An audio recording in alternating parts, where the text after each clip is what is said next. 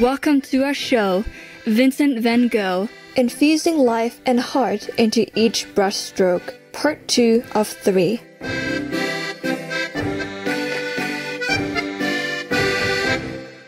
Vincent van Gogh, born in 1853, is one of the most beloved artists in the history of art, although he was mostly unappreciated in his lifetime. Being the eldest son of a pastor, Vincent grew up in the southern Netherlands and worked unsuccessfully as an art dealer, and then briefly as a teacher, bookseller, and lay preacher in a mining community in southern Belgium. In 1880, at the age of 27, he found his vocation in art and devoted the rest of his life to perfecting his expressive language in this form in order to serve humanity. Vincent once said, "I want to give the wretched a brotherly message. When I sign my paintings, Vincent, it is as one of them." From then on, Vincent lived an extremely austere life, often having to make a choice between pigments and food. He was not commercially successful and sold only one painting during his lifetime. His brother Theo, an art dealer, provided him with much-needed financial and moral support. Although he received a few brief introductory lessons at the beginning of his artistic career and later studied at the Antwerp Academy for a few months, Vincent was largely self-taught, practicing feverishly and absorbing inspiration from works by old masters such as Rembrandt, Frans Hals, and Peter Paul Rubens.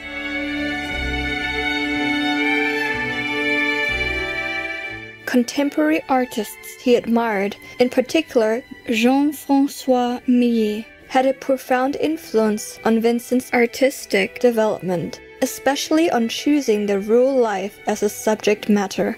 The two artists shared a common view of great respect for farmers and laborers. In 1886, Vincent arrived in Paris, the cultural center of the world at the time. He moved in with Theo and studied for 2 months at Fernand Comon's studio, the Atelier Comon, where he met and befriended fellow students Émile Bernard, Louis Anquetin, and Henri de Toulouse-Lautrec. In Paris, Impressionist works were easily accessible at the time, and Theo himself kept Impressionist paintings in his own gallery. He introduced Vincent to Camille Pissarro, Georges Seurat, and other similar artists. In addition, Vincent grew more fascinated with Japanese ukiyo-e woodcut prints and began to collect them. Vincent even imitated a few of them, as in his Bridge in the Rain, for instance.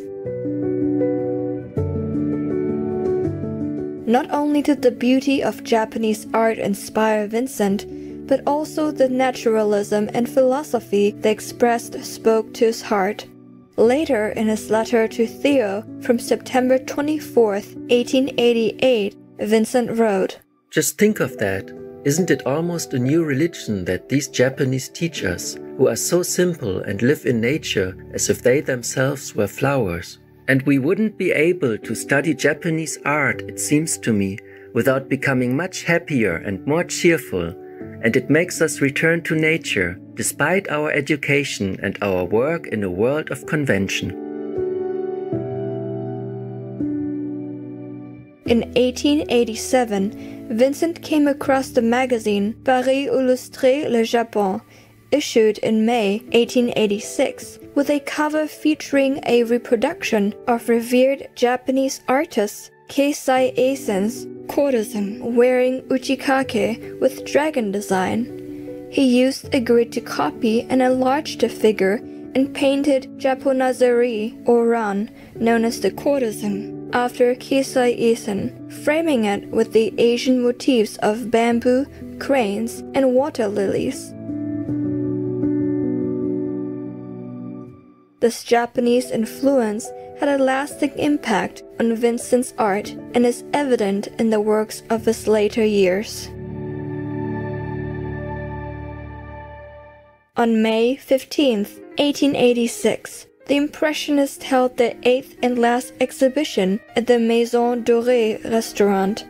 Works displayed during the show indicated the coming of a new current forming in the growing waters of Impressionism, namely Georges Seurat's A Sunday Afternoon on the Island of La Grande Jatte.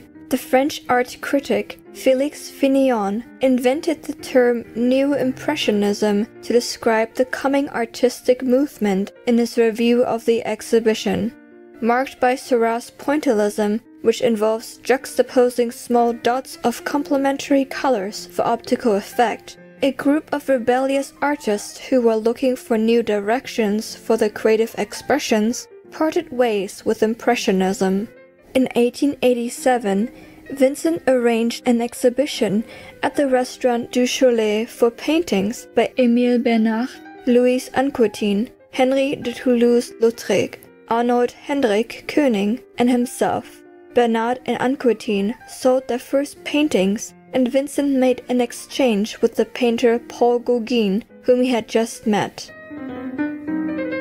Creative viewers, we'll now pause for a moment for a brief message. We'll return shortly. Please stay tuned to Supreme Master Television.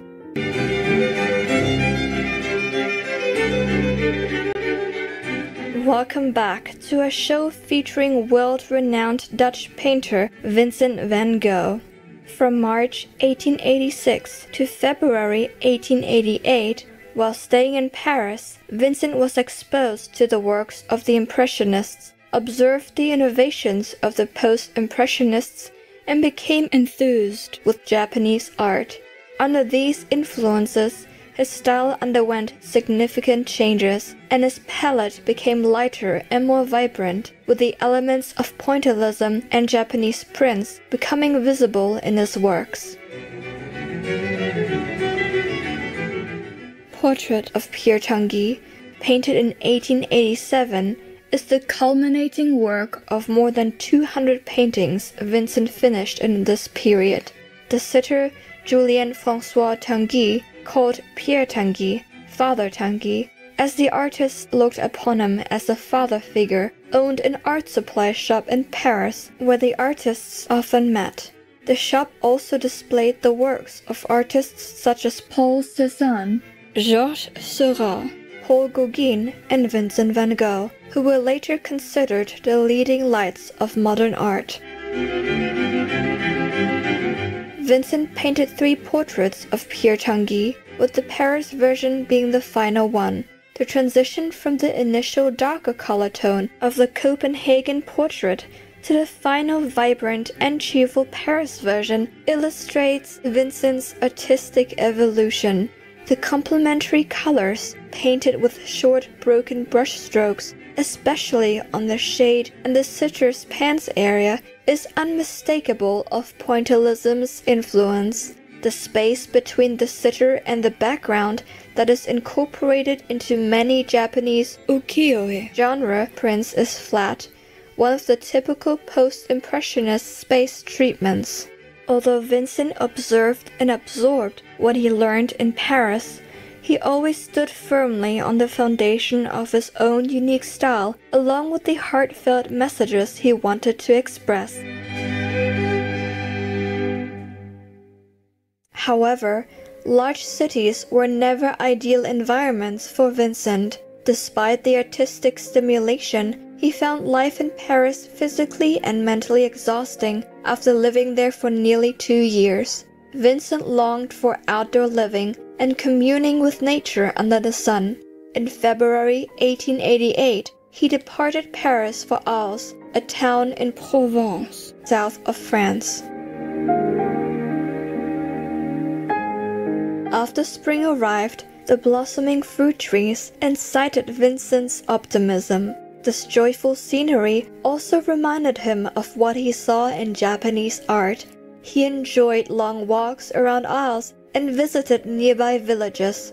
His artistry also blossomed, and his inspiration and aspiration made his Arles period more prolific. flowing trees, open fields, laboring farmers, and bridges are the motifs he painted with intense color and great enthusiasm. He also started to experiment more with color applications. In the beginning of May 1888, Vincent rented the 4 rooms of the Yellow House at 2 Place Lamartine.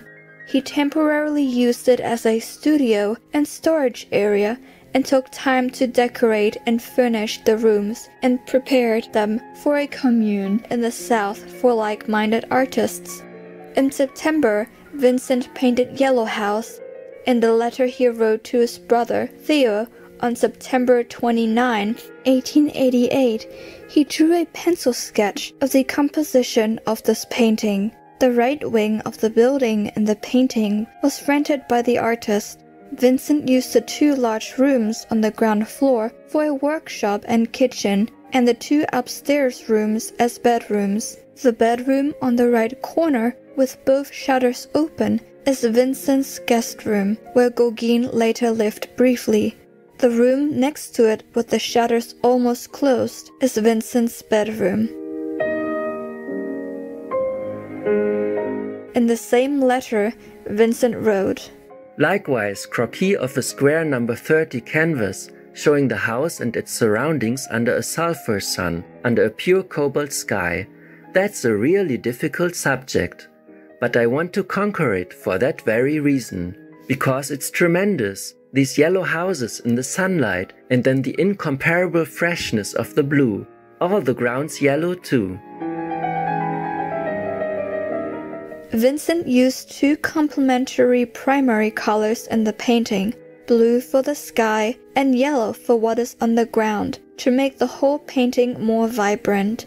Yellow gradually became a symbolic color for Vincent, and he used it increasingly from the Ars period onward. The Yellow House was a symbol of the aspiration that he looked forward to fulfilling.